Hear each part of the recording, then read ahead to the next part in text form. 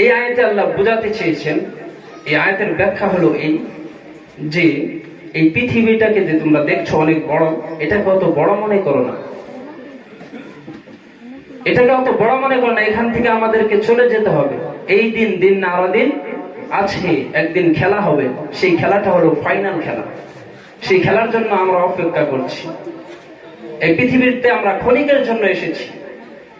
আসল দিন সেই দিন যেদিন সূর্যটা মাথার একেবারে কাছে চলে আসবে।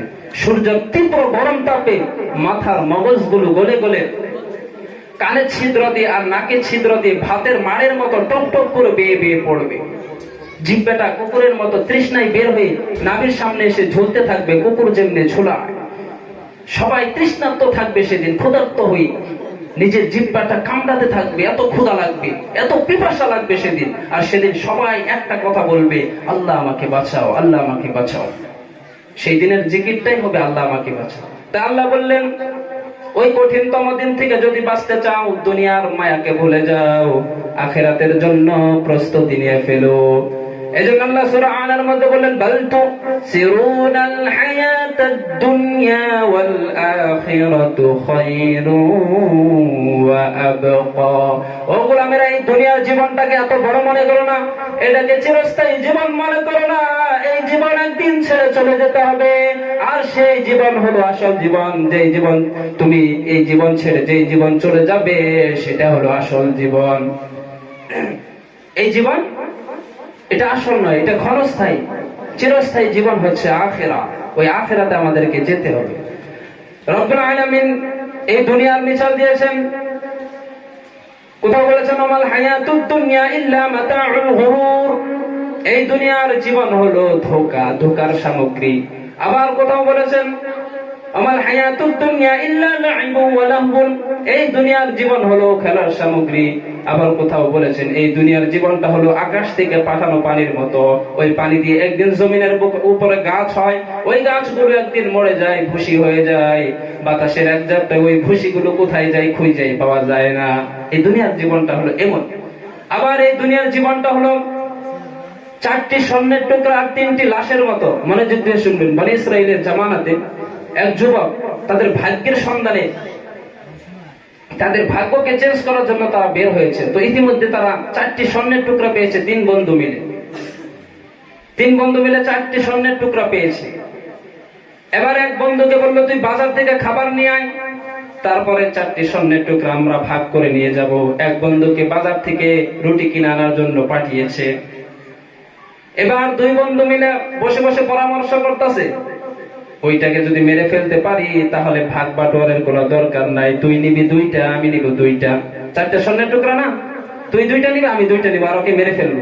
তাহলে সমান সমান ভাগ, তাহলে কোনোটা ভাঙতে হবে না।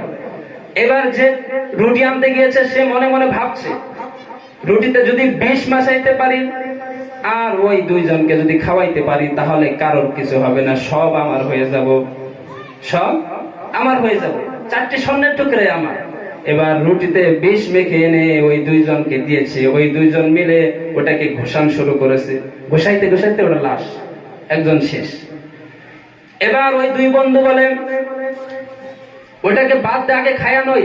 ওই বিষ মাখানো রুটি খেয়েছে, ওই বিষ মাখানো রুটি খেয়ে ওই 2 জন শেষ। 4টি স্বর্ণের টুকরা সামনে পড়ে আছে, আবার 3টি লাশও পড়ে আছে। এটাই হলো দুনিয়ার জীবন।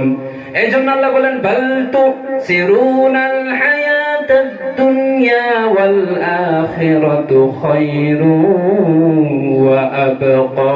এই দুনিয়ার জীবনটাকে এত মর্যাদা দিও না। এই দুনিয়ার জীবন চিরস্থায়ী নয়, আখিরাতের জীবন হলো চিরস্থায়ী জীবন। এই দুনিয়ার জীবনটা হলো লোভ, লালসা, মায়াজাল। এই দুনিয়ার জীবনটা হলো ধোঁকা। এই দুনিয়ার জীবনটা হলো খেলার সামগ্রী। এই দুনিয়ার জীবনটা হলো ধোঁকা। এই জন্য এই দুনিয়াকে এত মর্যাদা দিও না।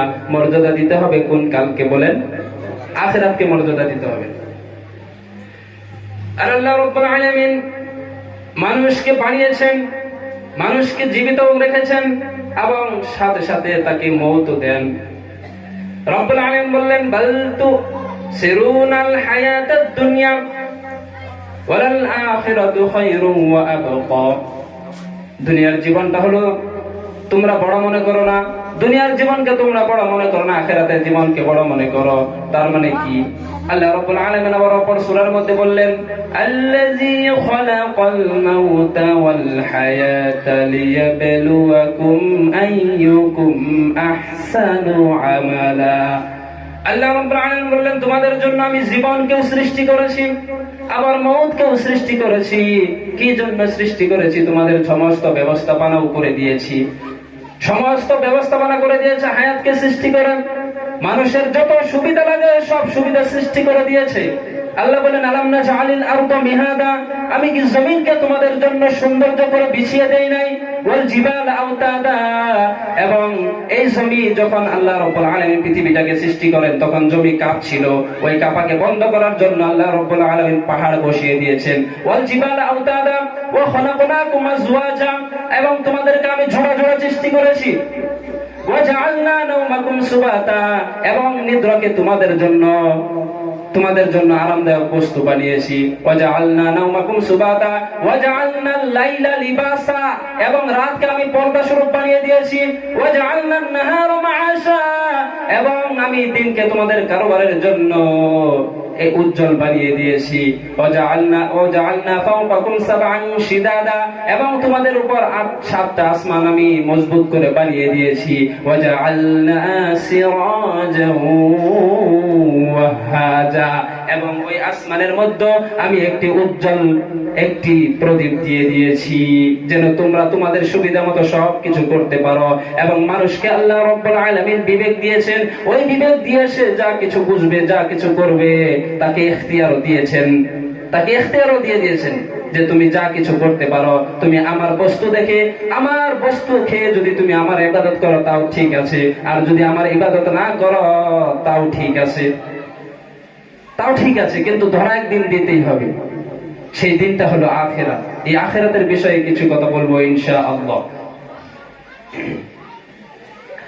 আমাদেরকে মরতেই হবে, মরণ ছাড়া কোনো উপায় নেই। চিল্লায় এখন ঠিক কিনা? আমাদের অবশ্যই মরতে হবে। এবং যারা মুমিন, যারা কাফির, তাদের মরণ আলাদা আলাদা হয়, ফেরেশতারাও আলাদা আলাদা আসে।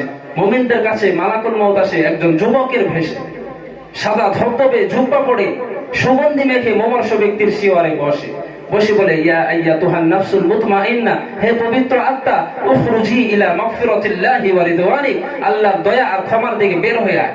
বলা মাত্র মুমিনদের আত্মাটা স্মুথলি বের হয়ে আসে। কাফন মিন আতফানিল জান্নাহ, হানুত বিন হানুতিল জান্নাহ, জান্নাত থেকে আনা সুগন্ধি কাফনের মধ্যে পেঁচিয়ে তিনি রূহটাকে নিয়ে ইল্লিনে চলে যায়। সরাসরি দেখে মালাকুল মউত। আর যারা ইসলাম বিরোধী, কোরআন বিরোধী, তাদের সামনে এসে মালাকুল মউত আগে ত্রাস সৃষ্টি করে, ধমক। মাঝে মাঝে এই গুয়াহাটি এদিকে ডাকাতি হয় না, মাঝে মাঝে হঠাৎ করে বাসগুলোর মধ্যে যখন ডাকাতি হয়, বাসে থাকে অনেকজন, আর ডাকাত 5-6 জন ঢুকে, ওই 5-6 জনের ভয়ে সব কিন্তু ভয় পেয়ে ফেলে, ভয়ে সবগুলো পিশাব করে ফেলে। কারণ গিয়ে ত্রাস সৃষ্টি করে, গিয়ে আগে চাইনিজ করে দেয়, কুপিয়ে দেয় 5-6 জনের। তো রক্ত দেখে যে যা কিছু দেবার সবকিছু আগে রেডি করে রাখে। মালাকুল মউত এসে কাফের, নাস্তিক, মুশরিকদের সামনে এরকম একটা ত্রাস সৃষ্টি করে, ভয়ে লোকটা কাঁপতে থাকে। ওর সাথে ভদ্র ভাষায় কথা বলে না, সুন্দর জামা পরে আসে না, কারো কুচকুচে চেহারা, ভয়ঙ্কর একটি রূপ নিয়ে, আকৃতি নিয়ে ইসলাম বিরোধীদের মাথার পাশে বসে, দুর্গন্ধযুক্ত চেহারা আর দেহ নিয়ে ধমক দিয়ে বলে, ও পাপাত্তা, ইয়া আইয়াতুহান নাফসুল খাবিস, উখরুজি ইলা গযাবিল্লাহ, ও পাপাত্তা, আল্লাহর রাগ, ক্রোধ আর গজবের দিকে বের হয়ে আয়। মুমিনদের আত্মা যেমনি বলার সাথে সাথে মুমিনদের দেহ থেকে বের হয়ে জান্নাতি কাফনের মধ্যে ঢুকে যায়, কাফেরদের আত্মাও কি এরকম তাড়াতাড়ি বের হতে চাইবে না। কাফেরদের আত্মা একবার ডানে দৌড়, বামে দৌড়, সামনে দৌড়, পিছনে দৌড়। এবার মালাকুল মউত আরো হিংস্র হয়ে যায়। মালাকুল মউত ওটাকে টেনে হিচড়ে একটা জীবিত ছাগলকে জবেহ না করে তার চামড়া উল্টো দিকে টেনে হিচড়ে বের করলে ছাগলটা যত কষ্ট পায় তার থেকে কমসে কম 70 গুণ বেশি কষ্ট দিয়ে একজন কাফির, নাস্তিক আর গাদ্দারদের রূহ কবজ করা হয়। এই জন্য সব সময় দোয়া করবেন, আল্লাহ আমাদেরকে তুমি ঈমানি মৃত্যু দিও।